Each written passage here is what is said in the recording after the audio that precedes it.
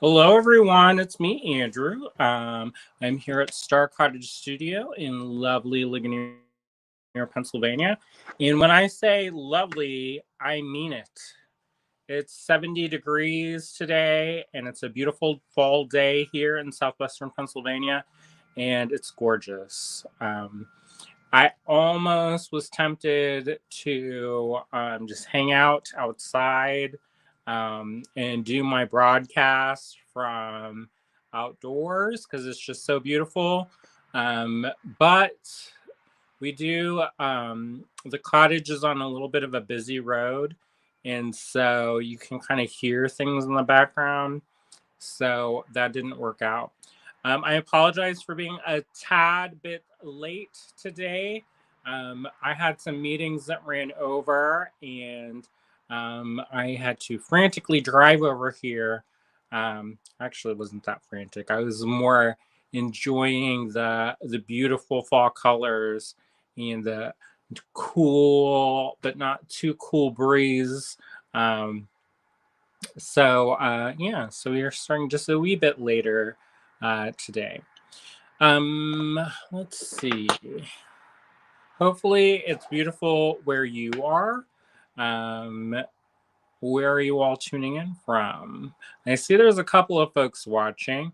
Say hello and where you're tuning in from. We always like to kind of get things going by seeing where everybody is tuning in from. If you didn't see, it was a really lovely event. Saturday and Sunday, we had presentations all day, so chock full of inspiration. And then on this past Friday evening, we had the preview party, which was a lot of fun. William and I dressed up, and some of the other presenters dressed up as well. So if you want to see me, what it would look like if I had a blue arrow painted on my head, there you go. I see a couple of folks have said hello. Norma says, "Hey Andrew." Hey Norma. Diane's watching. Hey Diane. Diane got dressed up. Did you see her outfit for the Witches Bike Brigade? She posed with our scarecrow Cornelius out in front of the shop after all the festivities this past Sunday. Colleen is watching. Um, tuning in from sultry Knoxville. I like Knoxville. There's stuff happening there. It's pretty cool. Diane says, I am tuning in from my house in Ligonier. Diane is one of our locals. Norma says, sunny, breezy, and 76 degrees here in Nicholasville, Kentucky. That sounds beautiful. It's super beautiful outside.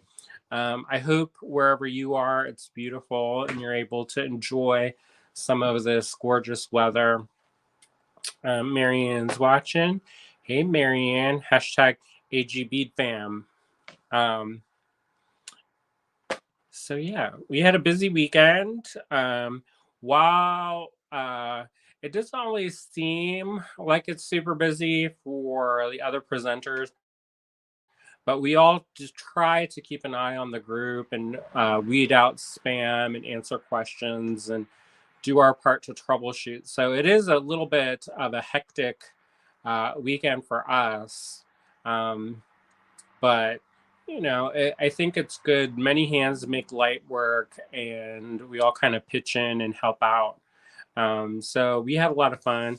I showed how to do a fringe on one of these pendants.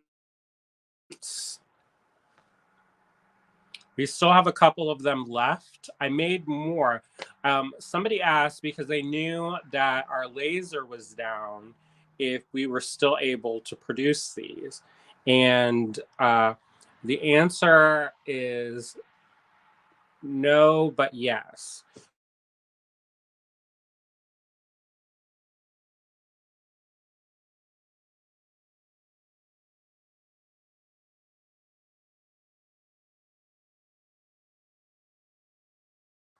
um, already ready. So we don't have a laser set up right now. Hopefully soon. We've been working super hard to raise money to replace the laser. Um, and it's when you're it's an expense like anything that, and it was an unexpected expense for us. So we're kind of having to hustle to make that up. Because I'm getting to the point where I don't like to put too many things on credit. And I know sometimes it's unavoidable, but for us, it's, you know, it can get a little bit overwhelming since our business is so up and down. So I don't like to feel the sheer panic when it comes to, um, the slow times. So anyways, I showed how to make and embellish this one of these. We have these in different colorways. So if you got one of the kits and you're like, oh, but I want now all of the colors and materials, I think they're all still available. We did launch a new design challenge. The design challenge is called Winter Garden, and that's sold out now. So if you missed out on that, I apologize. Um, Before we were making way too many kits, and so this time we didn't make as many, and of course we sold out. Ooh, surprise, y'all! I kicked the stand. Um, so, anyways, yeah, so we did that. There are kits still available if you're interested, and they're fairly affordable. I mean, they're not super duper cheap, but we try to keep things as accessible as possible. And plus, the code is still live. So if you missed out, you can save 20% off at the Great Bead for you, or you can save 20% off at allegorygallery.com. And the coupon code expires on Wednesday evening. So you have a little bit of time. It's TGBE20. The exclamation point, leave that off. That's just to complete the sentence. But it's just TGBE 20. All right. So yeah. Hopefully you all are having a great start to your week. Did you all make anything? Did you all watch the Great Beat Extravaganza? Um, did you all have fun if you did watch it? I know sometimes it's hard to take off like 2 days, and it's hard to be in front of the TV or the computer or phone or whatever for 2 days. But I think there's a lot of um, good content that was put out there, um, and I enjoyed all of the presentations um, a lot. So while I was kind of watching in the background and moderating things a little bit, I don't do all of it by myself, and I should tell people that, because they're like, "Oh, you did such a good job," and I was like, thanks, but I'm not the only one who does stuff. So just so you know, it really is a team effort. Teamwork makes the dream work, as they say, and we're super lucky to have the people involved that are involved. Lorraine says, I made a lot. And Amanda says, I live for the GBE. Oh, good. I'm glad you like it. It's something that we enjoy doing. But I was talking to Sarah and a couple of the other folks yesterday, and I hate to be the Debbie Downer of the group, um, because that's like my way, I guess. But I said, all things have a shelf life. And when we started our business, some of the advice we got was that the business will last as long as you have energy for it. And she had owned her bead store for, I think, 20 something years at that point. And then shortly afterwards, I guess she ran out of energy because they closed shortly after. And I always kind of keep that in the back of my mind because I realize that, something may be awesome and wonderful, but if people don't show up for it and they're not interested in it anymore and the numbers drop too much, um, it's one of those things where we're a volunteer organization and we can do these events if people are watching them, but if people stop watching these events, then it has to go away. I mean that there's only so many hours in the day, and as much as we love something, we can only do something so much as that it can sustain itself. So I know that that's like, and people are like shook a little bit visibly. They're like, what are you trying to say? And I was like, I don't mean it in a bad way. It's just that if we want to keep doing these things, we have to make sure that the community is in place to support our efforts. Otherwise, it goes away. It's like anything.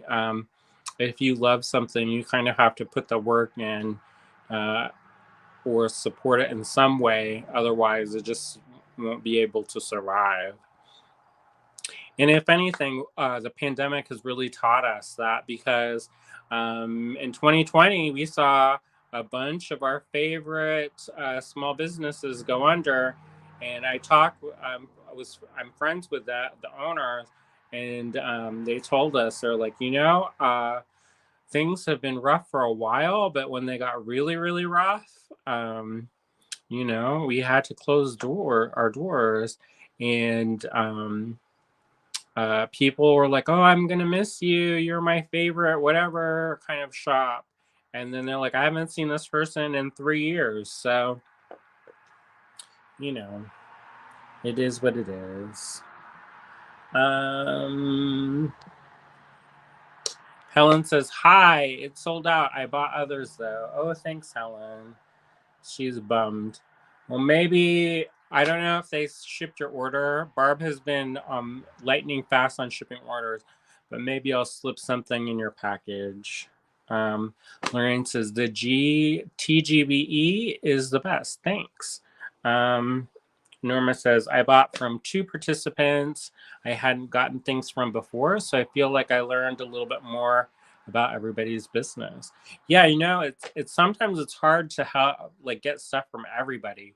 I try to get something from one of the fellow presenters also every time, just to spread the love.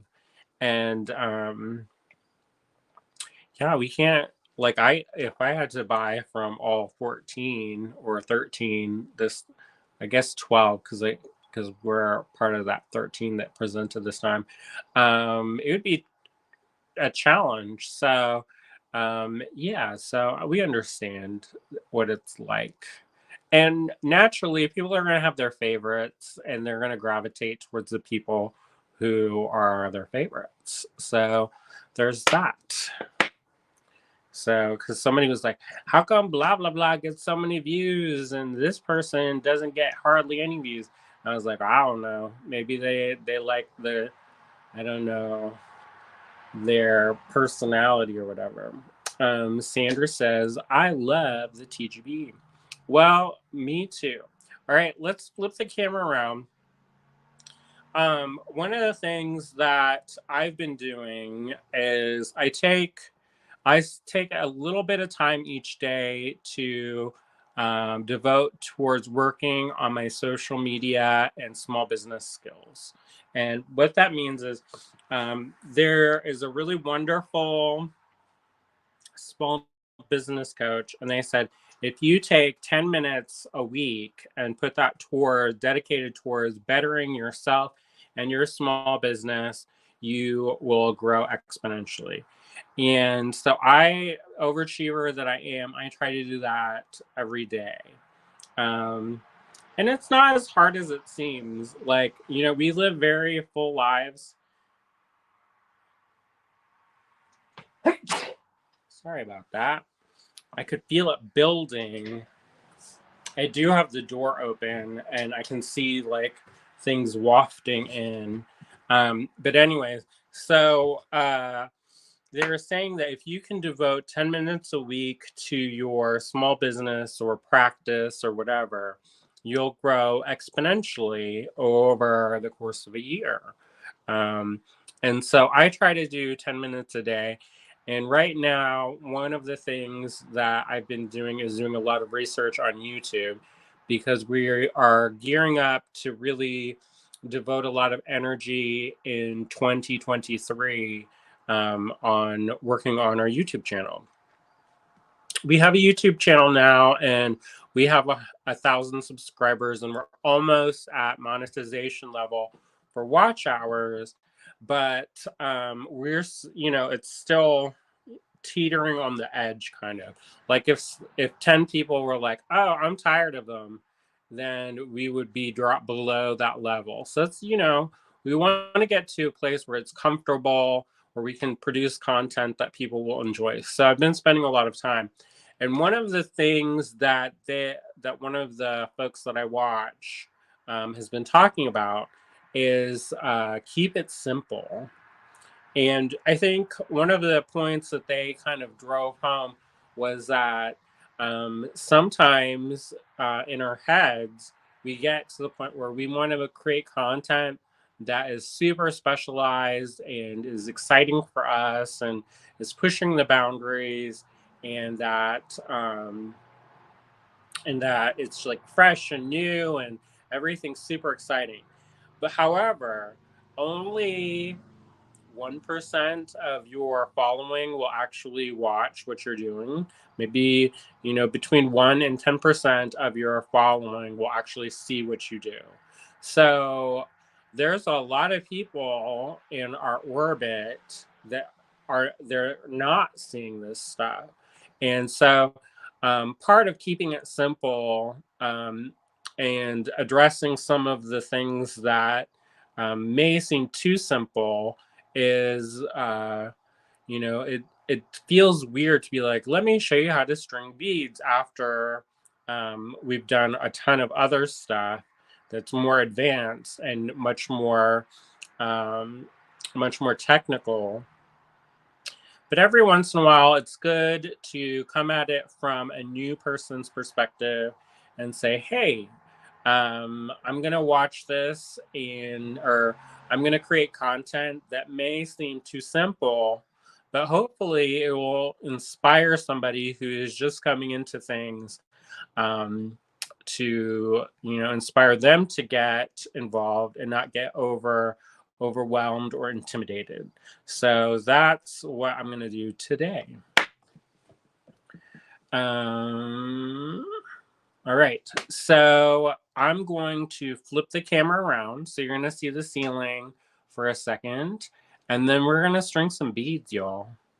And I know if you are a longtime jewelry maker, you're going to be like, oh my gosh, she's going to string beads. I might as well watch paint dry. And maybe that's how it is. I feel like there's something, there's always little tips and tricks about how people do things differently.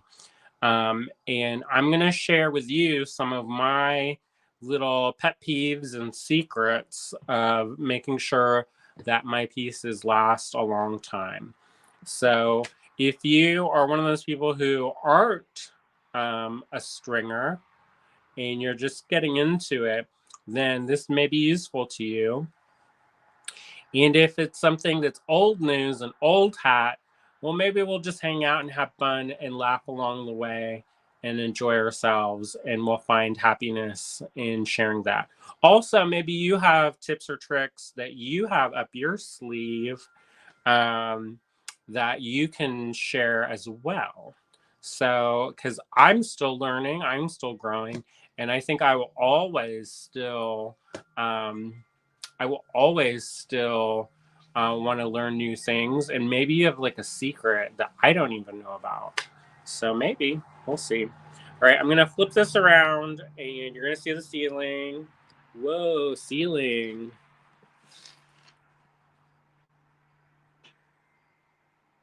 I went in the wrong one. Settings, camera, back camera. All right. So if you didn't see already, we have a new mix. This is the Lady Luck mix. Excuse me. I think it's so cute. I know some people are like, I don't like dice. But I think it's so charming. And we, all there's always somebody who has something and they're like, well, my grandfather, he was addicted to dice, and I hate that you came out with this dice thing. And I was like, I didn't know that about your grandpa, and I'm sorry. But sometimes, some we have our own stories that make us, that are happy.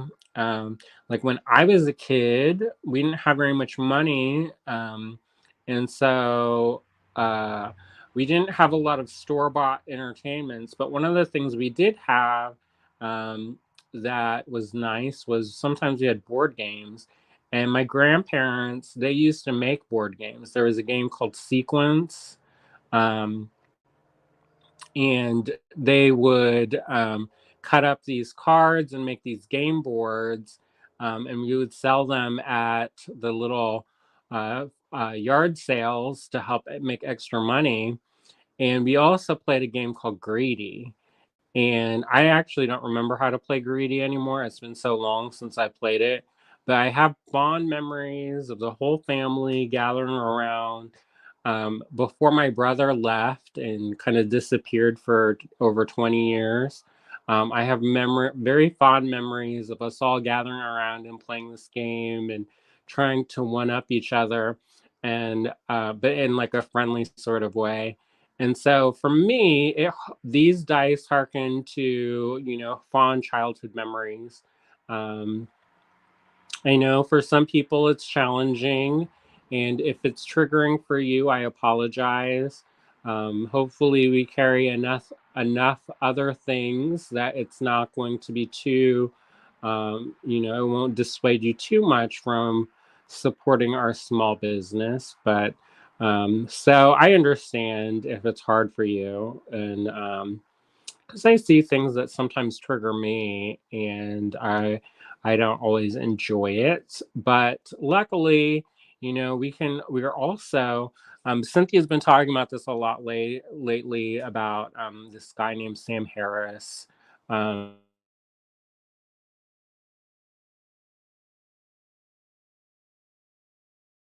you can always begin again. So if something is traumatic, it doesn't always have to be traumatic. You can always build new associations, and you can start over and have new things.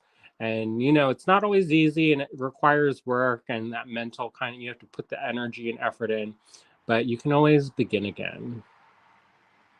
Do any of you listen to any self-help people? Or do any of you out there do any small business coaching? I know there's a couple of you I've seen in other groups. Like there's one called Flourish and Thrive, and I honestly I don't participate too much in that one. But I do hang out occasionally, especially when they do their like little free seminars. And so I've seen a couple of you watch them. So, but we also, there's this guy named Sean Cannell. We listen to him. He talks about YouTube. And there's another person that me and my sister and Kristen actually all are in this group. It's called The Josie Show, and she's more geared towards painters. But I think that her information is still useful. A lot of it's about Instagram. And when you're in a small business and there's so much going on, sometimes it's nice to be able to kind of reference those people who have more experience or more successes using those things. So I find that those are helpful. Um, I'm not a huge devotee into any one person. I mean, I do show up for some folks more than others, but yeah. there's only so many hours in the day. So, but I do think it's important to kind of, um, you know, always work towards bettering yourself in some way. I see a bunch of comments. Michelle says, I just strung crystal and glass pearls out of the silver cross to make it look more medieval. Oh, nice. Ronnie says, even seasoned beaters learn new things with back to basics because of the teacher's knowledge and experience. I agree. Norma says, I think you can always learn something new, like color selections or adding something different between gemstones to make them pop, or just a different design aesthetic. I agree. Sandra says, yes, I have a business coach. I am in Flourish and Thrive too. Oh, good.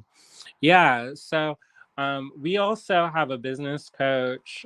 His name is Azriel Weaver, and he's based out of Pittsburgh. And we were fortunate enough to be selected in the ACRE program, which is a collaboration of nonprofits that have all joined forces to attract and maintain creative entrepreneurs in the Johnstown area.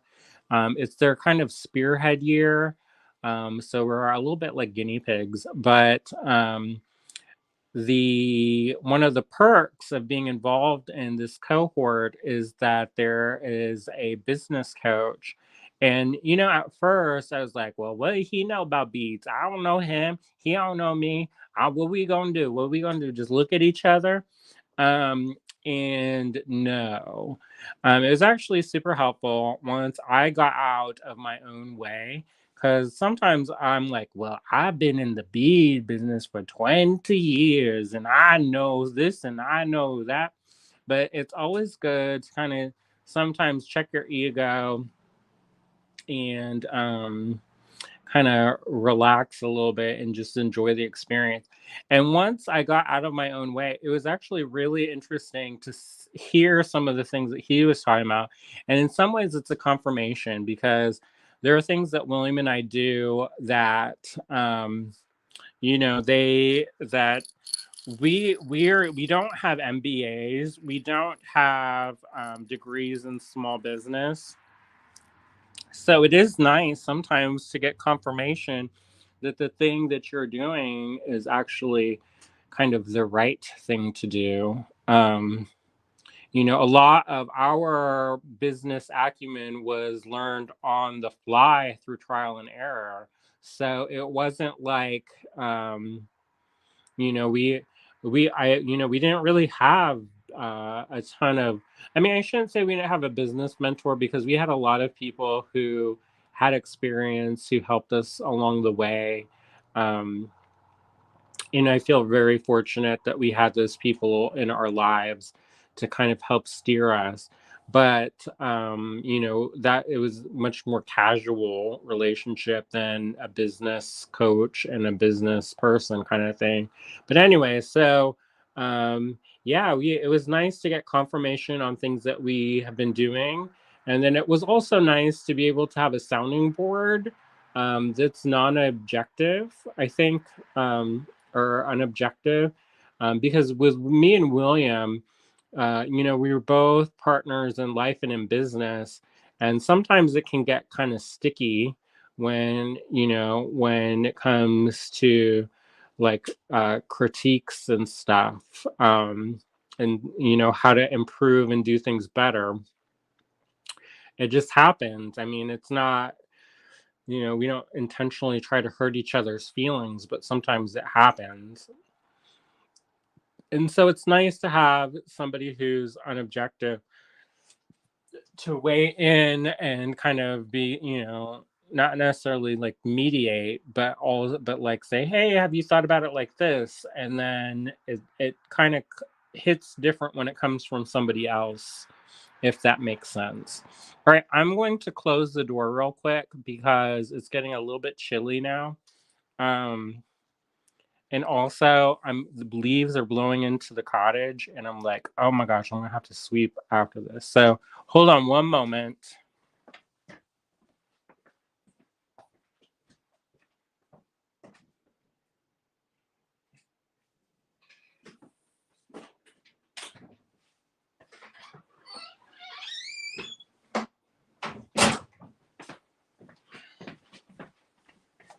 it's just about sunset here, and the sky is this kind of beautiful, the beautiful pale tangerine with this grayish blue.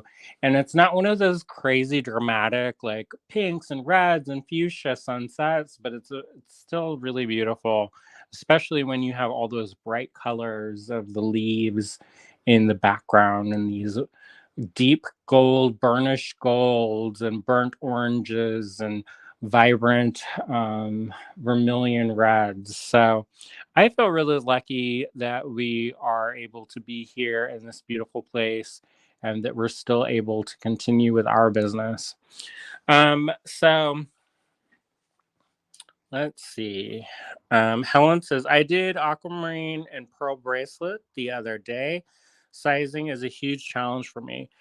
Bracelets, I think, are always going to be a little bit of a challenge, just because they are very specific to. If you're making it for yourself, it's not so bad. But if you're making it commercially, it can be tricky because you don't know what your client's wrist size is going to be until you know. And sometimes that's a challenge to kind of make pieces that can accommodate all wrist sizes. And sometimes you just can't, depending on the design. All right, so I've got this mix. This mix is available online. It's at allegorygallery.com, and you can find it in the luxury bead blend category. It's Lady Luck, and it's a baggie full of these cube and square and dice beads. So there's all kinds. This is a metal coated plastic. This is Czech glass. This is an acrylic. There's Japanese seed beads in here, Mayukis and Tohos, and I believe there's some Matsuno. This is ceramic. So there's all kinds of cubes in there. So one thing that I like to do is I think about like what my project is going to be.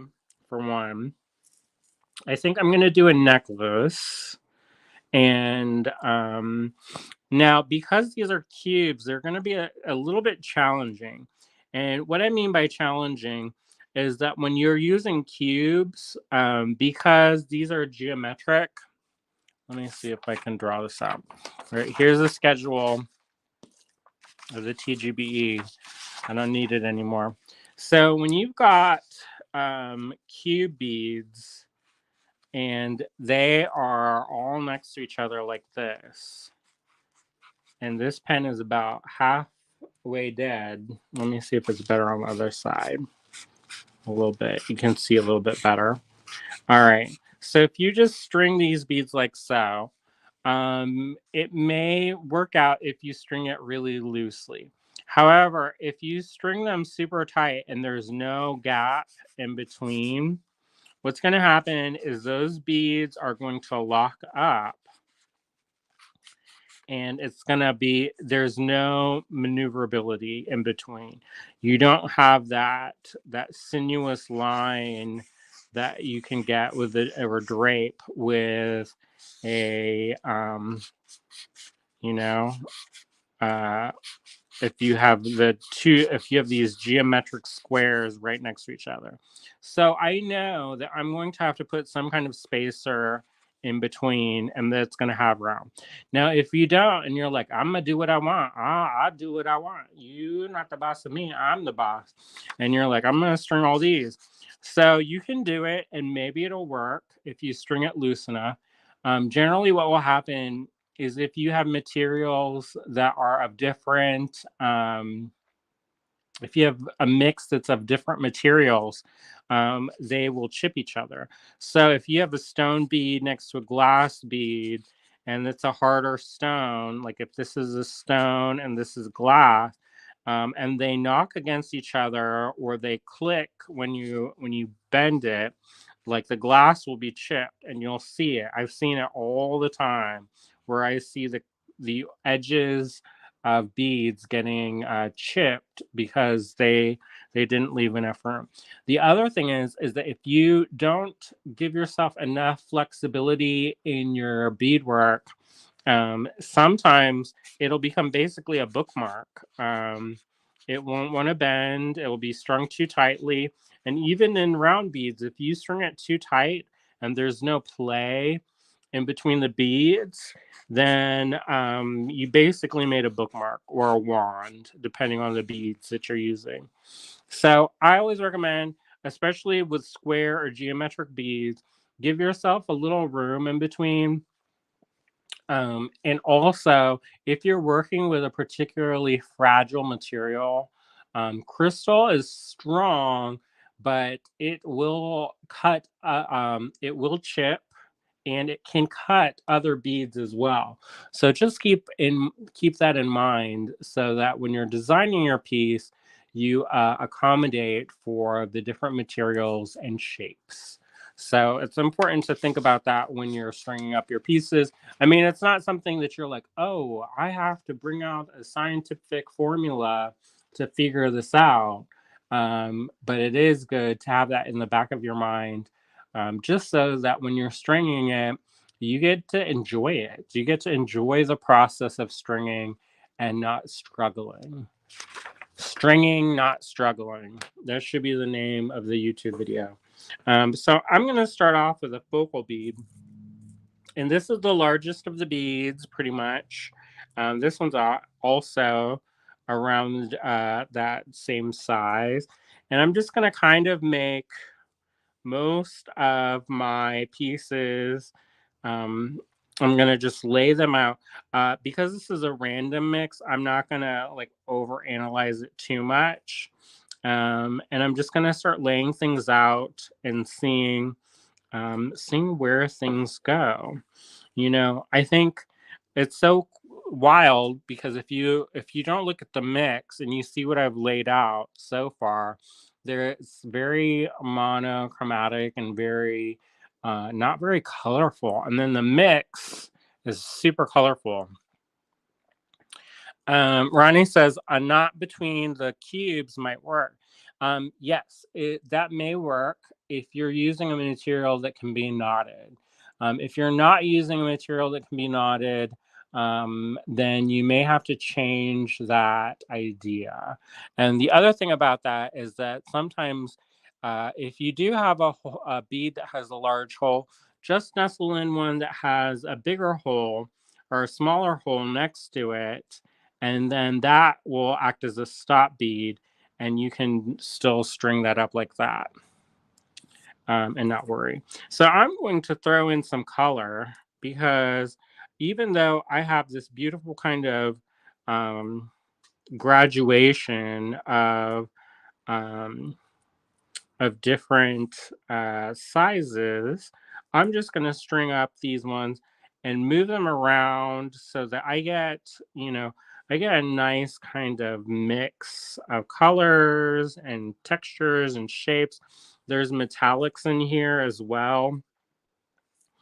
So I kind of want this to be a little bit fun and kind of a little bit wild with the combinations, like a rainbow. Um, and yeah, so I'm just going to keep kind of laying things out. Um, and I know that I have some pretty big gaps in between. When I design, I leave these gaps. And I know that this is actually going to be much shorter of a length than I think it will be. Like in my mind, I'm like, oh, I already got 9 inches laid out. It's actually like this many. And that's fine. You just have to remember that that's what's going to happen. So I'm going to actually load up more than I need, and that will help when it comes to getting an accurate size.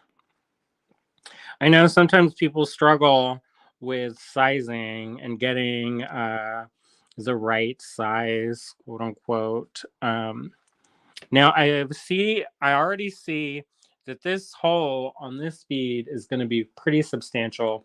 So I know that I'm going to need something that goes in between that, so it doesn't gobble up anything beside it. So I'm just going to lay these out. hopefully this isn't too boring watching me kind of create this random pattern. When I create these random mixes, I try not to have too many beads of this like in the same uh, like if I have all black and white, black and white, black and white. That's a technique called color blocking, and that's cool if you do that mindfully. But sometimes if you have a random design, it can look funny because you'll have like this block of pattern that's super strong, and then everything else is very chaotic. So for me, I like to have a mix, and I'm gonna go through and make that like this is also sometimes colors like this is a, believe it or not, it's red. I don't know if you can see that or not, but it looks black. So if I have this red bead next to this black bead, it almost looks the same.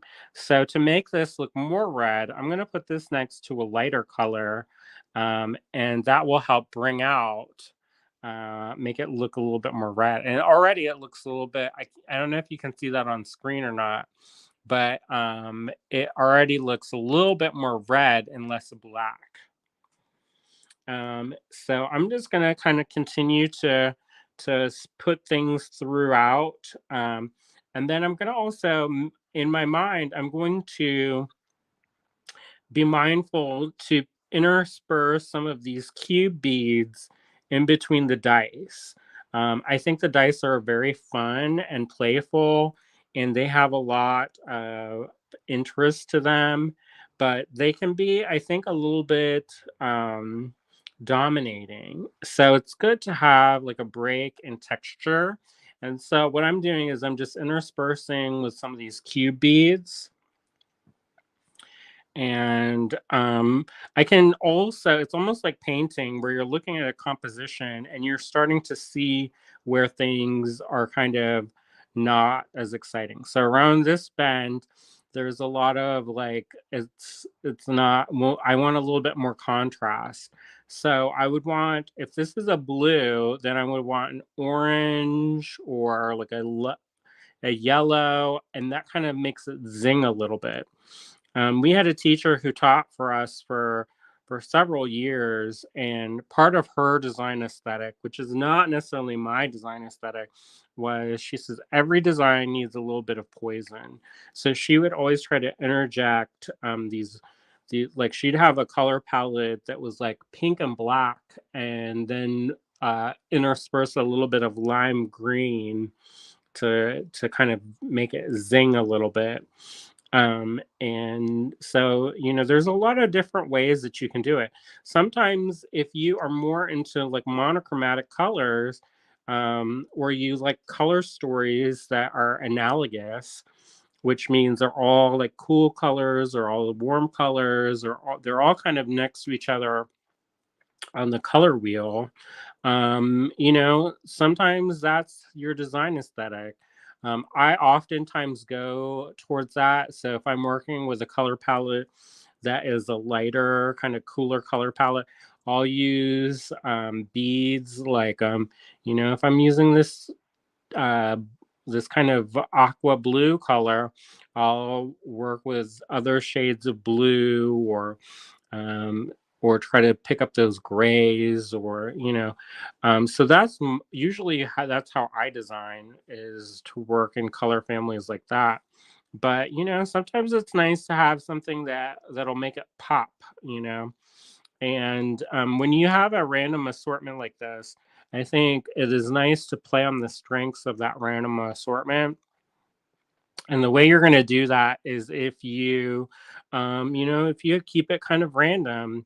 So what I'm going to do is I'm just going to keep interspersing these cube beads throughout my design. And I'm not going to make, if it's not going to be like a rule where if I have, if I don't put a cube bead in between uh, a a dice bead, it's not like I'm going to be like mad at myself or punish myself. Um, but I am going to just try to be mindful to space things out so that there's a little bit of some nice things. Like these ones are Swarovski or premium European crystals, just so you know. These ones are like there's actually quite a few of them in there. I don't know if I got the dip that got all the crystals in them, but that some sparkly business up in here happening. And that's another thing to also consider is texture. So when you're stringing up beads, sometimes you want things to be all super smooth, super glossy, super high candy coated finish. And then sometimes the way to bring out certain qualities is to intersperse um, materials that are not that. So it builds in that contrast. So what I mean by that is like if you want something to seem super smooth, sometimes you have to put it up against something that seems super rough. And by having it next to something super rough, like a rough cut stone, it can really bring out that smoothness, that shine, and there's a lot of play that can be happening when you do that. So and you can really experiment and kind of explore the different innate potentials of the materials you're working with by just swapping things out. So if you want to experiment, you can play with different stringing materials. I'm going to be showing you how to string with flexible beading wire. I love flexible beading wire for 90% of the designs that I make. I use flexible beading wire. And the reason why I do, besides that I'm friends with them, is that I they last. I am not necessarily easy on my creations, especially ones I have as demos and or as examples of work that I have made. So some of these pieces that I have made are and they've traveled the country in trade shows, and they're slung up on the board and they're taken down and thrown around in a box and all different kinds of things. And I feel like I can do a lot of wear and tear. That this flexible beading wire takes a lot of abuse. So now that I've got this kind of laid out, it kind of has a very childish look to it, but I'm okay with that. I kind of like that it's kind of fun.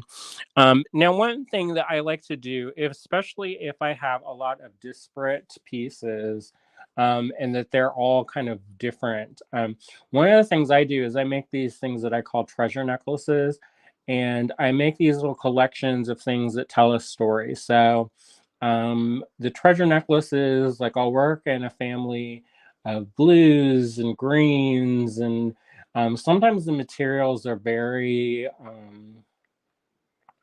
disparate in their origins. And what I mean by that is that they're all kind of different. So there's a little of this and a little of that and a little of all different kinds of things. So what I like to do is I like to find an element that will bring everything together, and kind of harmonize and uniform, make everything kind of it makes sense. Like you need something that's going to be the bridge. Now, Ronnie mentioned earlier about putting a knot in between the beads, and that is a good way of doing that. Now, I find that a lot of pieces that were knotted back in the day were because the technology didn't exist for flexible beading wire. Flexible beading wire is a braided steel cording with a nylon coating finish. So they didn't have that. So they had silk, and silk is a very strong material, but it's a natural material. So it is subject to the elements, And, you know, if it's too hot or it gets some acid on it or whatever, and by acid, I'm not talking about like you're, you know, doing like Toxic Avenger style stuff, but like things like perfumes sometimes have a strong acid base on them. It can eat away at the fibers, and they nodded in between for when the necklace would break. It wasn't a if question, if the necklace would break. It was a when question. So then it becomes like a scene out of The Witches of Eastwick where that lady's wearing that pearl necklace and then it busts and then she slips on the pearl and falls down the stairs, you know? Um, so yeah, so they used to knot so that wouldn't happen. So you wouldn't lose your beads. And also, so then if something broke or when it broke, it wouldn't like fly all over the countryside. So I've got a couple different choices for what I can use to incorporate in between my bead. I am digging this pearlescent finish with the beads. Pearls are really, really popular right now. If you didn't notice, everybody's wearing pearls, boys, girls, everybody.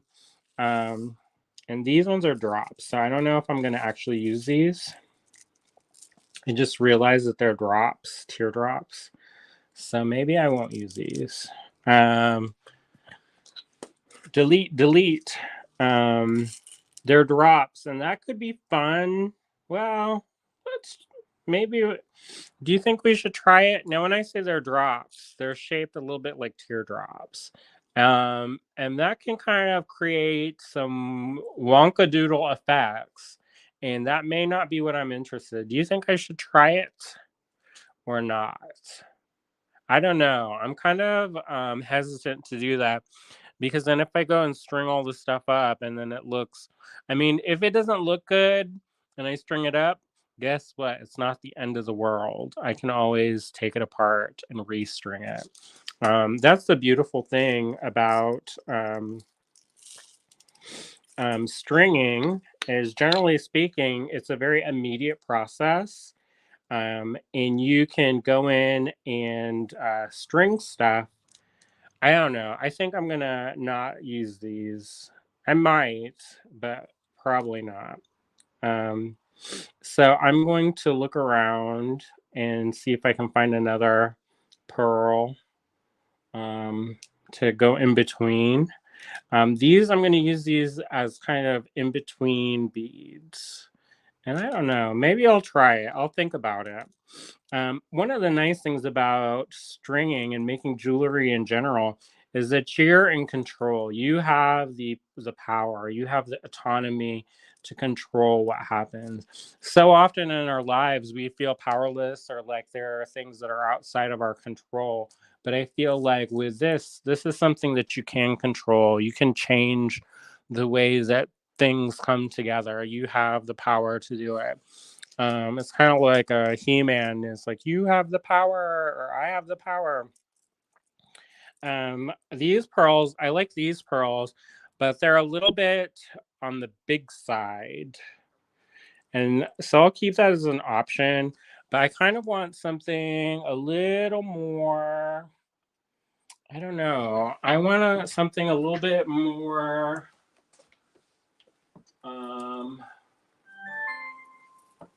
I'm going to use these. I think I'm going to use these. These are a glass pearl, like a check glass pearl. And I'm going to put this in my little container so they don't go everywhere. And how about that? I like that.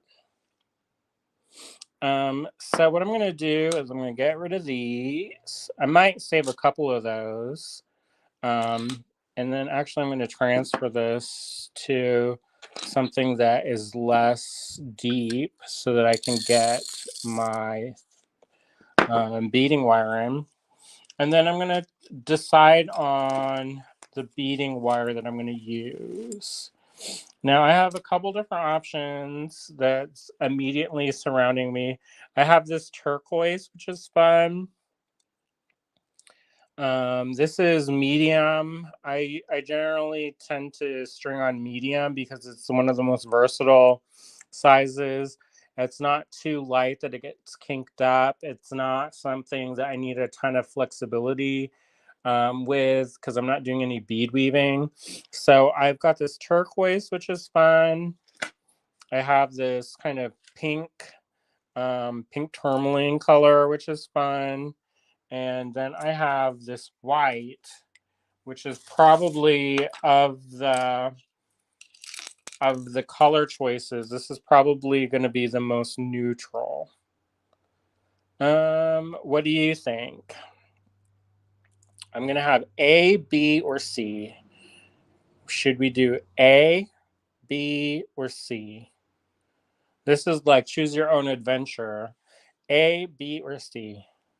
Um, who is still watching? I know that I'm probably like entrancing you all with this talk, but I don't see too many comments, so which is fine. I know y'all are doing stuff too. So this is A choice. I see Ronnie says A. This is a B choice. Marianne says A or C. Now, y'all, I know some of y'all don't like pink, so that's probably why some of y'all are like, anything but that pink color. But most of these beads, you actually aren't going to see it too much. So let's pick, since we are tied for A, I guess A is going to be the winner. Now, one thing to also kind of keep in mind is that some of the beads are transparent, so you will see that core thread through the beads. So if you have something like this, which is a clear kind of AB finish crystal, and you string it on this kind of blue color, it's going to look different. So let's just do that real quick, and then you can kind of see. And it kind of does some funny optical illusions where there's that AB finish is a little bit of a gold luster to it. So it almost looks green in certain lights, which I think is pretty wild. If you string it up on this pink color,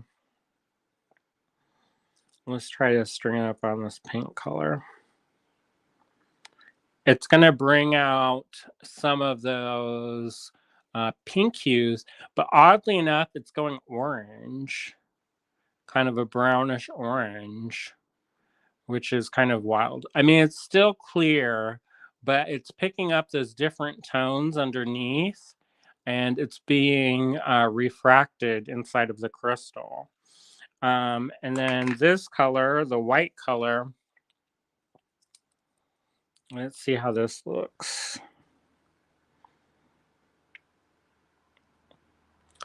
That white color, it's kind of neutralized a little bit. It's actually taking on kind of a gray tone, which is kind of wild. Actually, the white, you can really see it inside of the crystal.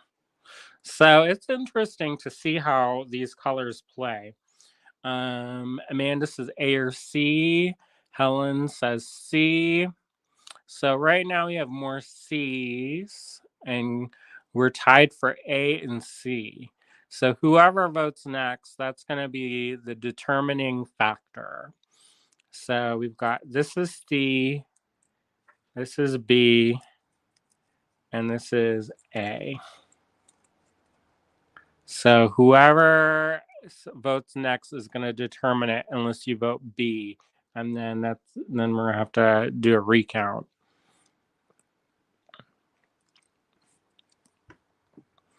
All right. If William is watching, let's have a tiebreaker. Or do I have to be the tiebreaker? Maybe I'll be the tiebreaker. Well, let's try A. Let's try A and see how it goes. And we're just gonna have fun and see what it does. And He says A, so he's tiebreaker. All right, so I'm just gonna string beads, and when I was first designing, I got picked up by the books and magazines pretty quickly, and one of the things that the books and magazines like to do is they like to focus on what's new. They like to do product spots. So what that means is that like they will like to, if you use a certain company's products, then they can say, oh hey, this designer used your products. um you you know, if you want to be featured, they'd sell ad space basically by doing that. And so one of the things, let's see how that looks so far. I don't know about that, y'all. I'm gonna be honest, that looks a little bit not my favorite. So let's rethink that real quick. I know y'all are like, oh, is he ever gonna make up his mind? But the thing about that is that I think these may be a little bit too big. They kind of too big. Let me get a smaller bead to go in between.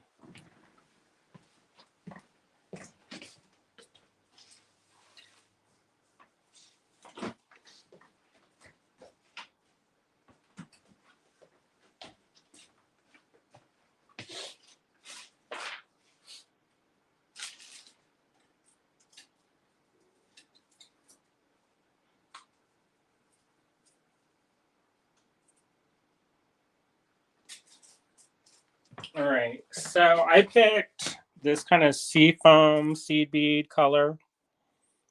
And the reason why is because we have a cord that's blue. So I kind of want to pick up on that. So I'm just going to quickly get that in this container. But anyway, so when I first started designing, I got picked up pretty quickly in the bead magazines and books. So I kind of would throw everything at them that I could, like everything in the kitchen sink. And I think it was fun, you know, I'm not ashamed of the designs that I used to make. However, I will say that my natural inclination is to pick things that are less like chaotic now. And what I mean by that is that I don't put everything like I don't try to be too tricksy. There came a point when I started designing when in my life as a designer that I kind of craved the simplicity of just stringing beads, like not anything like all the bells and whistles. I mean, there is something that has to be considered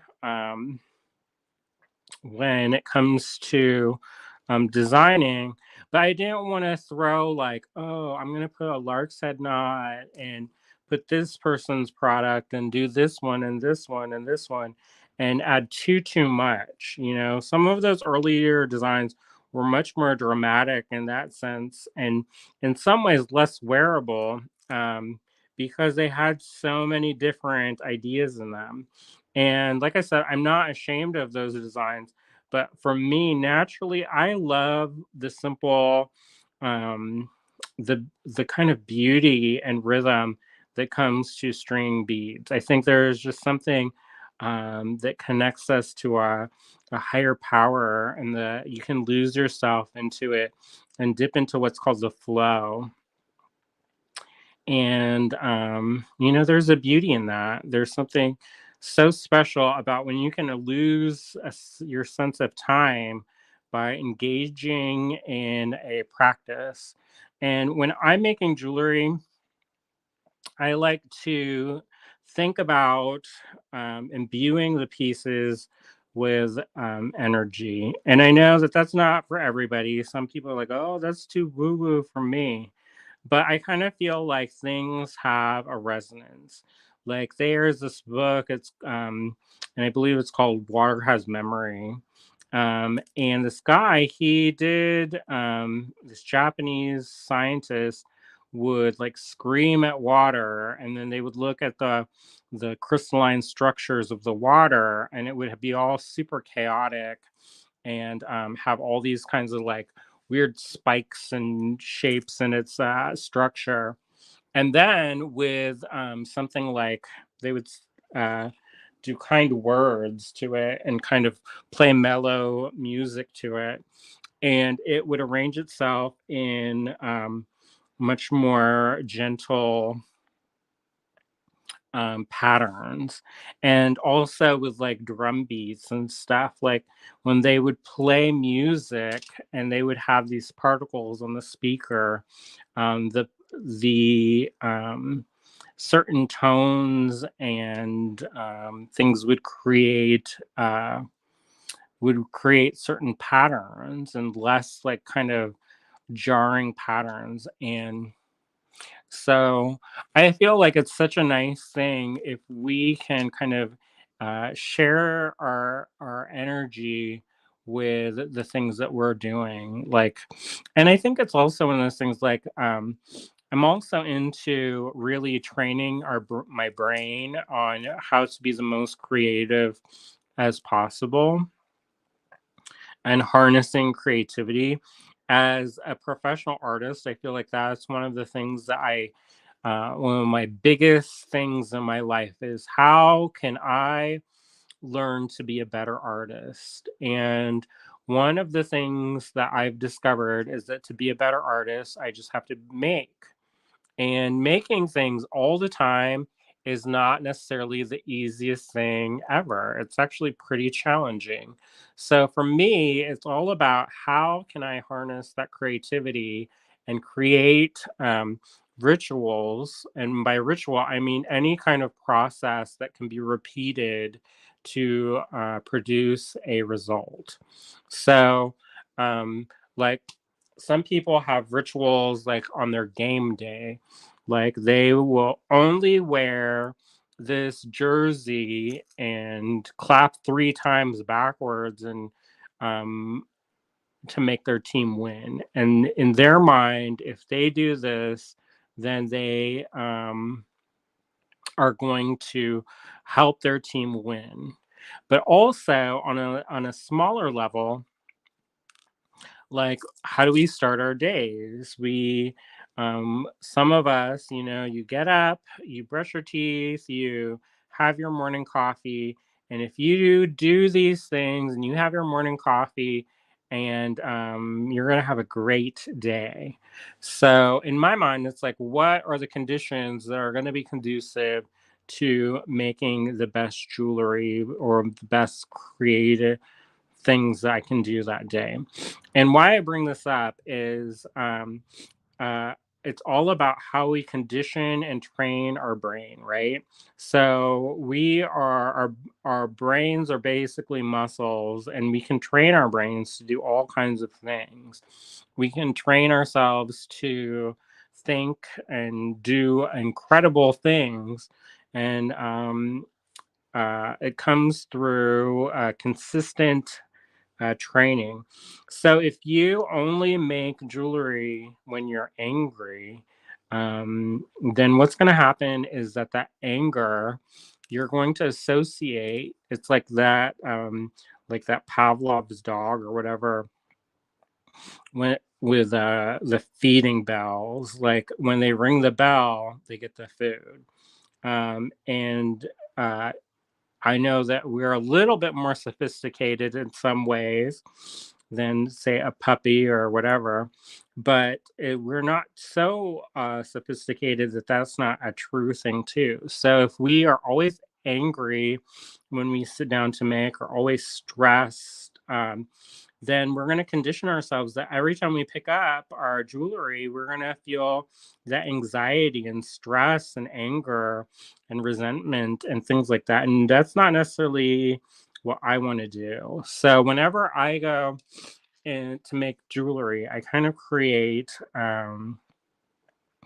I call it a sacred space where I create things where I'll listen to music that I like, and I'll light a candle, and maybe I'll light some incense, and I'll get there are basic ways that I can kind of condition myself to kind of get into the zone so that when I'm making things, I can kind of relax into it and enjoy it.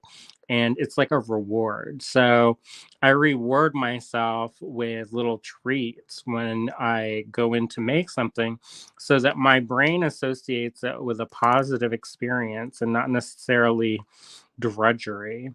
Because sometimes like stringing beads, maybe not the most interesting thing ever. And if you're focusing like on all the things that are bad in your life while you're doing this, and it can be very, counterproductive to what you're trying to do.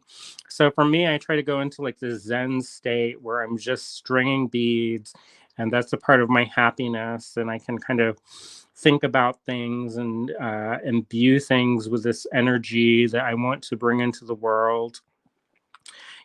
As an artist, I'm not a politician. I'm not somebody who's a scientist who is developing a cure for cancer, or, I'm not going to change the world by creating these bills that are hopefully going to help people. I'm not going to fight any lawsuits that it's going to, you know, and systematic injustices. So for me, I still want to be of service and use to the world. And it's important for me to remember that while I'm making. When we talk about small businesses and we talk about nonprofits, sometimes we talk about our business plan or our mission statements. And as an artist, I think that's important too, because like, what is going to be the thing that motivates you? What's the thing that's going to keep you going? What's the thing that's going to ground you and center you in your practice? And for me, I want to make the world a little bit more beautiful, and I also want to help people, to empower them to tell their stories, because I really believe that stories are so important. They are the thing that connects us to our past, they are the thing that connects us to our future. They're the things that we tell ourselves to do Herculean feats. So I think that there's a beauty in being able to tell stories. um, uh, with our world the way it is now, it used to be that that narrative came only one direction. You were told a story by the people in power, and then that story is what you had. You had that story. And so often, people who are like me, who are kind of marginalized in their communities, because I'm a person of color and a part of the LGBT um, community, so often those stories were pushed under the rug. They were swept under the rug, and you didn't really hear too many things about um, people who were different, quote unquote, Um, and so for me, like when I was growing up, I know I didn't have a ton of role models who were, I didn't know anybody who was different. So I think it's so important when we're giving those opportunities to be able to share those things. But with things like social media, it's like the great democratizer of information. So formerly, the stories about people who are brown or gay or whatever, they were swept on the rug. But nowadays, people have an opportunity to share their stories, and I feel that's such an important thing because, like, right now, I'm connecting with a bunch of people out in this world who are not next to me, who are not near me. Some of you who I don't know in real life, and have never met in real life. And yet we're able to share this space and time together. And I think that's just so important, that that's at our disposal. We have that freedom to connect to one another. And that's a beautiful, beautiful thing that we were able to do that. Um, and so, anyways, yeah, that circles back to why I kind of make what I make and how I make it. So I know, that with beading, you put beads on a string that, people, they're like, oh, beading is just, you just stick stuff on a string and then you're done. But I think that beading is more important than that. Beading, if you didn't know this, body adornment goes back. It's the oldest marker of civilization. It goes far back beyond written language. It goes back before pottery or cave painting. It is the oldest marker of civilization. And I think it's one of those things that's intrinsic to the human condition. We want to tell our stories and express ourselves. And we do that by adorning our bodies. And this is something that goes through all cultures all around the world. This is not just one person or one people doing this. All people throughout all of human history have had some form of body adornment. And those stories matter. They tell the story of who they are as a people, who we are as a people.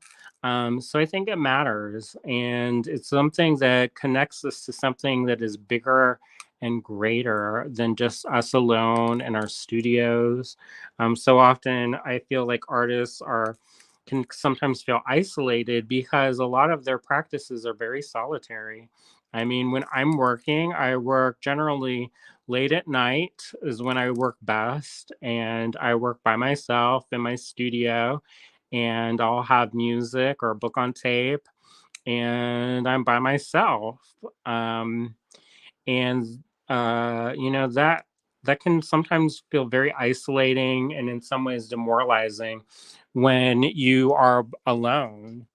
The nice thing about beading and jewelry making is that you realize we are a part of something bigger. We're a part of a community that stretches back um, through untold generations, and we're connected to a long line and a legacy of people just telling stories, just trying to express themselves. And, some of those stories, some of those things are very different. You know, some of those stories that are being told are not always happy stories, some of those stories are sad. And I think it's important to acknowledge that there's a lot of ways and reasons to create and acknowledge that as a part of the history that has come before us and, help shape us who we are today. Um, let's see. I see a couple people. Um, Amanda says Masaru Emoto, and that's the author of that book. Michelle says, yeah, I agree about the energy. I won't make jewelry if I am not well. And Amanda says he wrote several books about this and that this I have them. It's amazing. Yeah, I think it's super fascinating when we talk about things. I'm not going to try to turn this into like a generational trauma episode where we're all going to like cry on each other, which there's nothing wrong with that, but sometimes it's a buzz killer. And I acknowledge that, that's not always, we don't always want to like, oh, so what was your worst and most traumatic feeling of your life? But there's something to be said about generational trauma. And William and I were watching this show last night, and it was called From Scratch, and it was pretty good.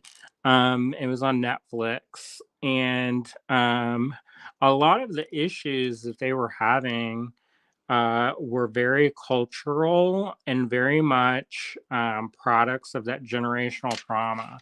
So there's those issues with people having with one another, and they would have those problems. And it's interesting to see how even if that generation is not present, it can still determine the outcomes. And so when you have those things, then you talk about like energy, and you talk about things like generational trauma. You start to see that there are links and patterns of how there's like an architecture of that pain that's transcended. And for us, I think it's now that we're kind of cognitive of this, and that we know and we can recognize these behavioral patterns that are systematic of something much larger than what, instead of just having a bad day or stubbing your toe and then like freaking out. There, generally speaking, if you stub your toe, you stub your toe and it hurts a little bit, but your reaction to that kind of pain stressor is something that, I sent this video or this meme to my sister, and this little kid, he was coming home from school and they caught it on the Ring camera, and he's opening the screen door, and the screen door slammed shut and hit him, and he started cursing. And it was super cute. I mean, I don't know about you, but I kind of think it's, I, I guess it's because there's a taboo against little kids saying bad words. But so when they do say things that they're not supposed to, and especially if nobody else can see them, I don't know. I don't know if the charming is the right word, but I thought it was pretty cute and I laughed a little bit. Um, but you realize that that is a learned behavior. That's not something like, those words and that kind of taboo around that subject is something that is learned. It's something that you don't just pop out of the womb and say, oh, and just know automatically that the F word is like a bad word. You're taught and told that that's a bad word. And there was like another meme. Basically, I'm going to tell you all about memes today. And there was a little kid, and there were goats outside the window, and the mom was like filming the kid, and then they're like, "What's out there?" And they said, "It's a effing goat." And then they said, "No, it's just a goat." And they said, "No, no, it's a effing goat." And I thought that was super cute too. But the kid must have heard that from somebody. They didn't just magically come up, um, you know, uh, they didn't just out of the blue come up with that way of addressing or calling the goats. So I don't know. I just think it's fascinating to think about how beating, even though it's just like stick and beat something with a hole in it on a string and putting it on, it can have such a bigger, wider context, and we're a part of something much larger. And I've talked a little bit about this with Sarah and a couple of the other GBE presenters, where we're in these positions where we have a platform, and it's up to us to kind of use that platform and hopefully make the world a little bit better through what we're doing. So, anyways, I strung the last beads on, so I'm going to stop with the generational trauma talk. And here we go. Helen says, speaking about waters and reaction to energy, our bodies are 70% water. Um, yeah. So, or that water within us has a memory, and it's so wild to think about how water is such a elemental thing, an elemental force, and it's, the water that's evaporated and then rains down on us, and then we drink it, and it goes through these cycles of life and rebirth, and it contains within it this memory. It's wild to think that that too connects us to worlds long ago, and we will be a part of those worlds in the future. All right, so this is what we made with this mix. with this Lady Luck mix. I like it. I think it's fun. You know, I think there's bright, fun colors. And I think there's enough neutrals into it that it doesn't get too juvenile, which I mean, if it does, it does, whatever. Um, but I kind of like that. So I'm gonna leave it like this and be happy with what I've made. So the next things I have is I have this fine pewter toggle, and this is available from the AG Fine Pewter line. It is on our website. That's allegorygallery.com. Don't forget, you can save 20% off your order by using the code TGBE20, so you can get 20% off at our online store. So don't forget to use that, because then it's so much easier if you plug it in first than us trying to reverse engineer and try to get that. Um, so use this coupon code, and we have this toggle. It's available. It's a square toggle. I picked out this square toggle because I thought it continued these shapes well. It's also a very stable toggle.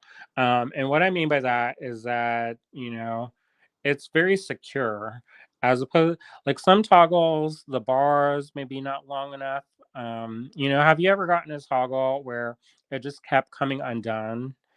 Some toggles are like that. And it just drives me crazy sometimes. So, but I actually think I'm not going to use this one. I'm going to use this in this silver finish because I have it in this kind of antique silver. So I'm going to use this in the antique silver. Now, if you're looking for this and you don't find it easily, the Allegory Gallery Fine Pewter toggle, I believe the code is PTO20. So that's pewter toggle 20. All right. And I think what I'm going to do is I want to give myself a little bit extra room here. So if you notice, wherever I have these big beads like this, or holes with beads with big holes like this, beads with big holes like this, I put some of those, remember these? Those ones were a little bit too big. So I'm going to get a sprinkling of these, and I'm going to give myself a little bit of length on either end. So I've strung this bead here, and then I'm going to put these in between. And that's just going to give me a little bit of maneuverability when it comes to the toggle bar. And I may not put a ton, and just a few here and there. But I think that this will be nice because sometimes if you put a toggle bar and it's right up against, say, this bead, you won't be able to twist the toggle bar and maneuver it in a way that you can get it so that it can be aimed to go through that kind of loop. So I generally, whenever I have a piece like this, I tend to add a little bit of these smaller beads at the end, so I have a little bit more maneuverability. Um, all right, so the next thing I'm going to do is I'm going to get a crimp tube. Now, these crimp tubes are small and yet mighty. When we did more repairs in the store, 90% of the repairs we did were from when people used cheap crimp tubes that were base metal crimp tubes that would break. It wasn't a question of when they would break. It was a question, or it wasn't a question of if they would break. It was a question of when they would break. So certain things are not structurally sound for a crimp tube. I hate to say it, but it is what it is. If you have a pewter crimp tube, unless it's like something that's super thick, it's gonna break. If you have something that's made of tin, it's gonna break. If you have something made of aluminum, it's gonna break. So the thing is, you want to get something that's going to be a pure metal. That's the best bet. So sterling silver is not a pure metal; it's actually an alloy. But sterling silver is a very hard metal comparatively, but still flexible because you can't do like steel because then you're going to have other issues. So sterling silver, copper, gold filled. Get the best crimp tubes that you can afford because that will really determine whether or not your crimp tube will hold. Now, when I first started making jewelry, they didn't necessarily have, I mean, they did have these, but I didn't have one. So I just took my flat nose chain nose pliers and just smashed the crimp tubes.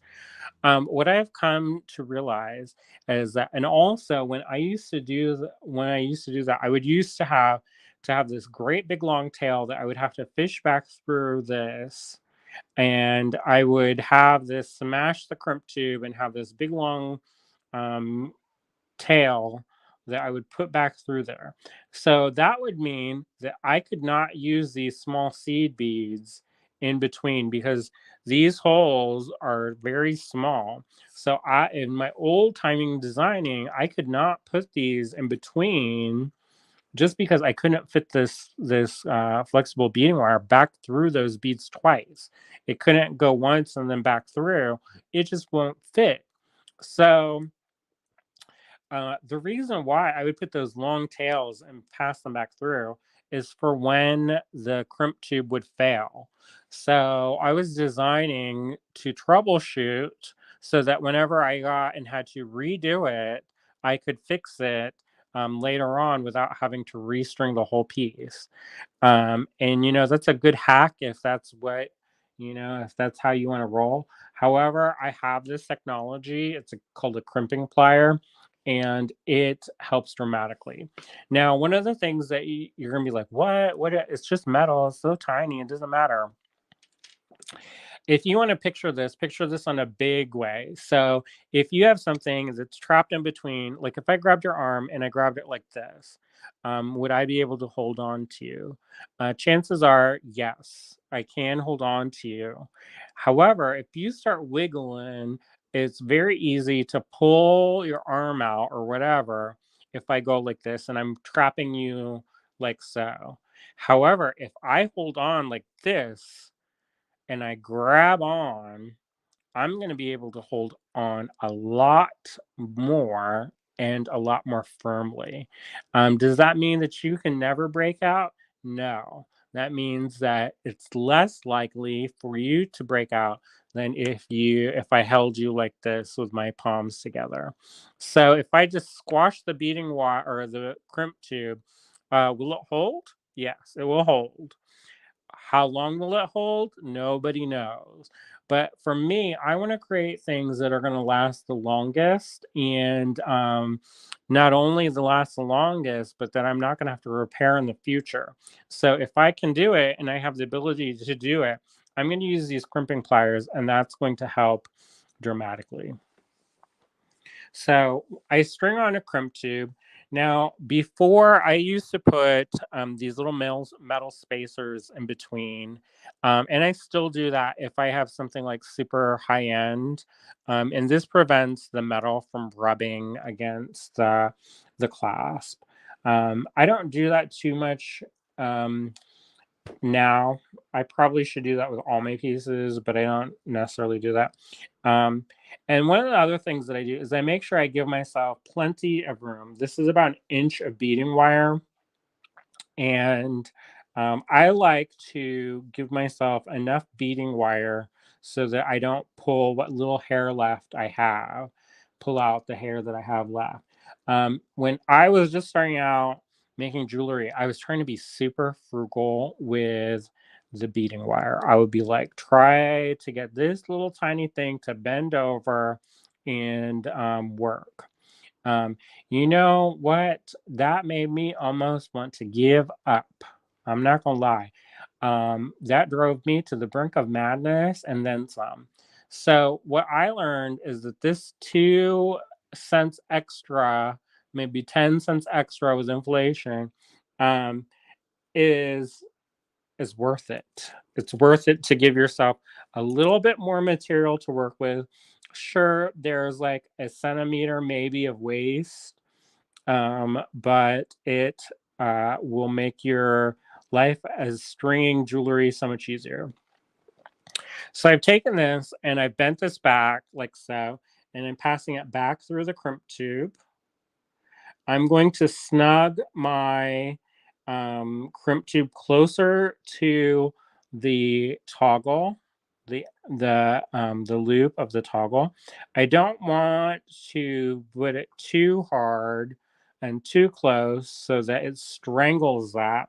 I want to give myself a little bit of room, a little bit of room there. And I also want to make sure that my beading wires are not crossing. It's kind of like with Ghostbusters, you don't want to cross the streams. And part of why you don't want to cross the streams is that internally, if you cross the wires, instead of having them sitting parallel to one another, what they do is they rub on each other inside of that tiny crimp tube. And it may be something that you can't see with the naked eye, especially underneath a crimp tube, but it's going to rub against each other. And everything, it's kind of like you want to set yourself up for success. And if you cross over the beading wires and they rub against each other, eventually they're going to break inside of the crimp tube. So it is nice to be able to have it where it is parallel to each other. Now there are there's two little dips or little divots in a crimping plier. There's the one closest to the hand, and then there's the one that is closest to the tip. The way that I describe it is that the one closest to your hand makes the taco, and the one closest to the tip closes the taco. So what I do is I have this so that the divots are at the bottom, so the gravity works with it, and I don't have to work against it. I place this inside of the divot that is closest to my hand, and then I squeeze firmly. And what I'm doing, I can see that the wires are not crossing each other and that they are still parallel to one another. And then I go and I turn this on the side, and then I use the divot that's closest to the tip, and then I close up that that taco. And if it's a little bit wonkadoodle shaped, I'm going to just go around and smooth it out and make it nice and smooth all the way around. So it doesn't have any sharp parts. Now, there are other crimping pliers out there. These ones I feel are the ones that I use. I like these ones. If I want to have a more decorative finish, I just give myself a little bit of extra room and I'll put a crimp cover over it. But there are magical crimpers, and those work perfectly fine. My only hesitation is that they work better with some gauges of flexible beading wire as opposed to other gauges.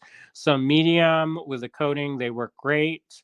However, with some of the finer ones, I feel like they're a little bit loose. So anyways, I've got my cutters. I'm going to nestle my cutters up. These are flush cutters, and they're flush on this side and they're tapered on this side. And so I want to get as close as possible. So I will run this up right next to almost the crimp tube and then cut here, right there. And you're going to be like, you didn't leave a tail, but you don't really need a tail if you've done it securely. Anyways, the tail wouldn't fit. So what I'm going to do is I'm going to string this back down and pass all of the beads kind of down to the bottom. And what I'm going to do is create what's called, I like to call the flexibility test. So like I said before, if you string this up too tight, you're on basically have a fancy bookmark or whatever, plant stand or something. It's not going to bend. And if you try to bend it, it will break. So you want to build in a little bit of that flexibility. So what I like to do is I wrap it around a few of my fingers like so. And what this is doing is it's building in a drape.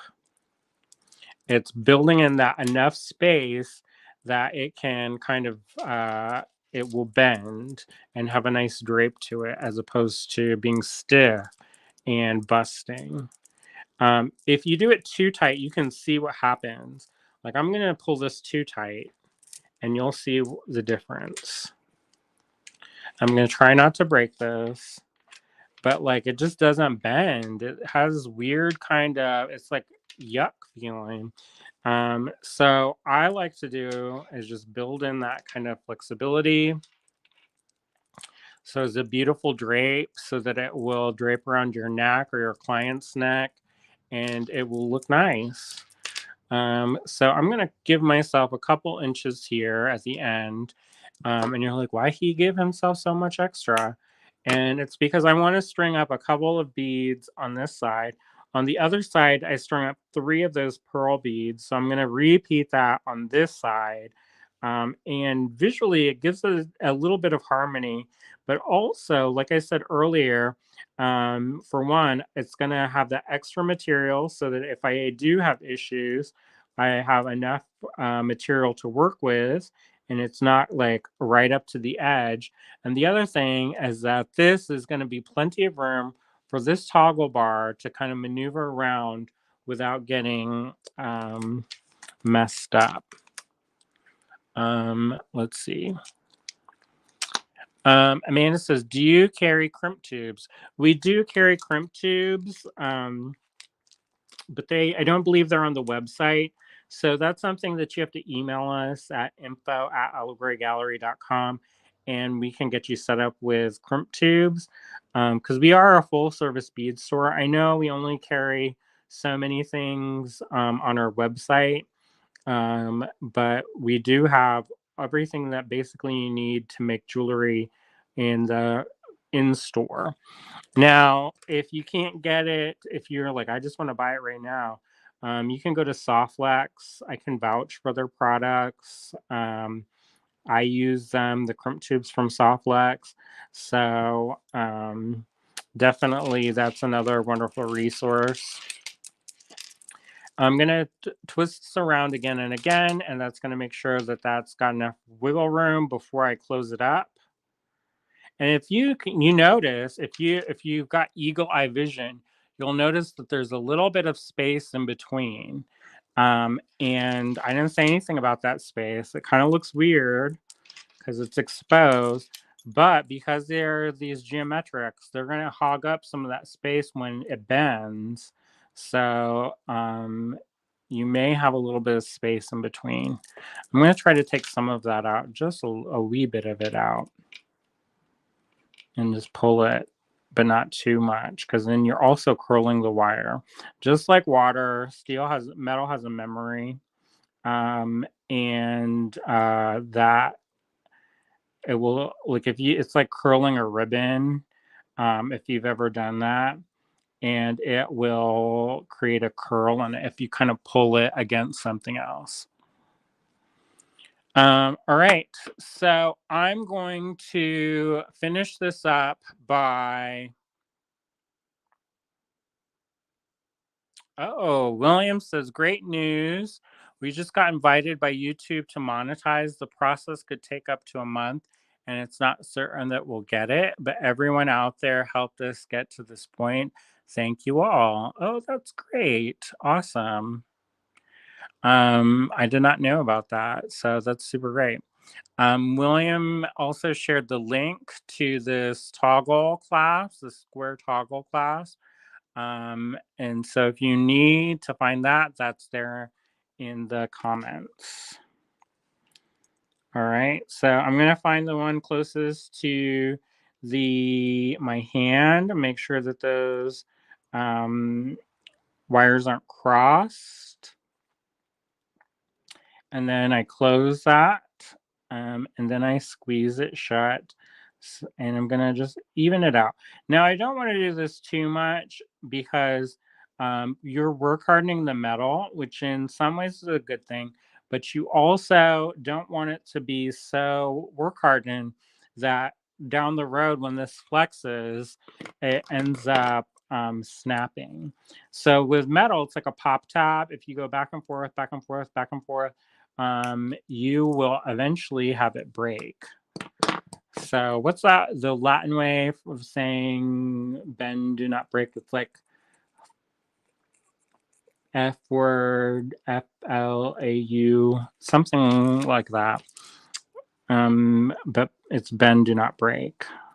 Bend but do not break, or something like that. Anyway, so here's my finished piece, and it's super sturdy. I mean, I'm bouncing this pretty aggressively, and it's holding. You know, one thing that I did once was super embarrassing. I'm like, oh, it's so strong, so steady. And I didn't fully close one of the crimp tubes. And I went and did that, and it just spilled everywhere. And then, needless to say, people were not super impressed.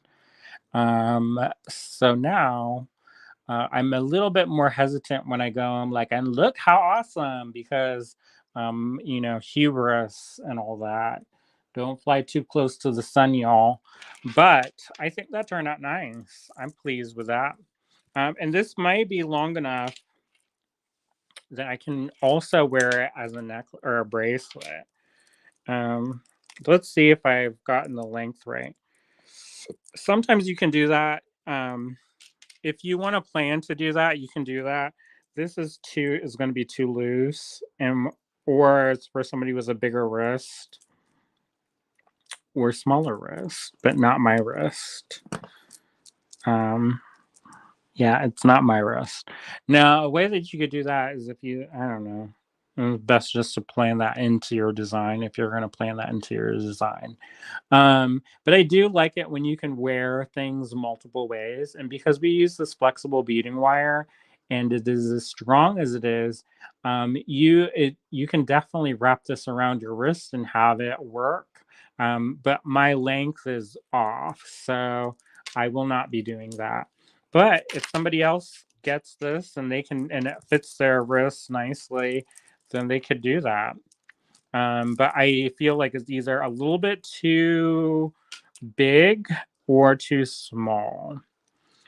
So it is one of those Goldilocks things where it just has to be just right. Unfortunately,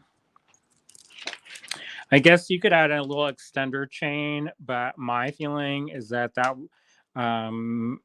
in all likelihoods, if I did that, it would come loose, and then you would lose your piece that you made. But we made this together, and I'm gonna flip this around and then say goodbye. William says, it just happened today when I got home in the email. Ronnie says, glad you played with this mix today. It caught my eye on your site, and I thought, cha-cha bracelet. This necklace would really stand out layered with strands of solid colored smaller beads. Fun. And Amanda says, I love that necklace. It's so neat. Thanks. Now, if you wanted to do with what, like Ronnie was saying, you would get a chain. I call this a caterpillar bracelet, but it's also, some people call it cha-cha bracelet. And they would take a head pin and string this up like so, and then wire wrap that onto a chain, and then it would have a lot of movement and kind of replicate that kind of movement that you know, that when you shake dice kind of has, which could be cute. If anybody does that, let me know. I may work up a bracelet with my extras here, because I have a lot of extras actually. So I'm going to do that. All right. So there's that. I'm going to flip this around real quick. And hopefully I don't have boogies hanging out of my nose, because I sneezed earlier and I haven't had a chance to look in the mirror. I was like, in the memory. LOL. So here we go. I just wanted to take a moment to thank all of you for tuning in and watching. We appreciate you choosing us to spend a little bit of time with us. I know that there are a lot of options out there in this great big world, and you all have different things occupying your time. So when you make an effort to spend time with us, we appreciate that. I feel like it's a vote of confidence that you like what we're doing and you want us to keep doing it. So thank you. This is the necklace that we made today. We went over simple string, and basically, if you want to only know how to do crimps, you're like, I don't want any of the talk. You can pretty much scroll almost to the end, and you can hear about how to add the crimp tubes and stuff and close those up. But while we strung this necklace up, we talked a lot about how water has memory and creative ritual, and how our brains can be trained for the most optimal creative output possible. I like that. It has a nice drape to it too. It has a nice, it's not too heavy. I think that's fun. I mean, it's got a little bit of a kind of kindercare vibe to it, but I don't mind that. I think that's kind of fun. Not everything has to be so serious, you know. Even though I'm fairly serious about 90% of the time, and I'm actually, you know, pretty serious a lot. But yeah, I think that worked. If you liked this video and you want to share that with your friends, we would appreciate that so much. Um, William told me, he says, can you slow down on doing the giveaways until we catch up? And the reason why is we've been doing a lot of giveaways, and I think it's confusing people. So I'm not going to do a giveaway this time, but maybe next time we'll have a giveaway for sharing. We're just going to have to trust you to share our videos for free and not with an incentive. And that will be nice, because the more people who watch our videos and the more that we get out there in the world, the more we can do. So we appreciate all of you. Thank you for spending time with us today. We'll be back tomorrow. I don't know what we have on the docket for tomorrow, but I'm sure it will be something great. And then on Friday, I have a meeting, so I don't know how well we're going to be able to do that. But it's another GBE meeting. So we're going to kind of talk about, you know, we have internal meetings just for the presenters. And I always look forward to these ones because they're actually kind of cool. I wish sometimes we could share this with the world, but I also understand that people have their trade secrets and they don't want to give them out. So to everybody, but yeah. Hopefully you all had a good time, and thank you again for watching. Have a great night, everybody. See ya.